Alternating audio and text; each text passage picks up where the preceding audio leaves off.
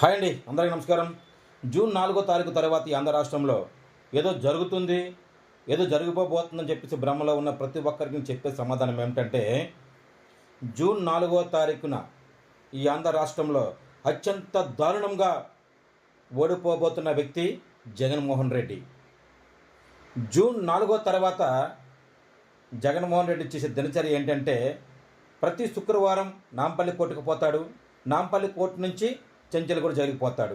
ఇది జూన్ 4 తర్వాత జగన్మోహన్ రెడ్డి దినచర్య.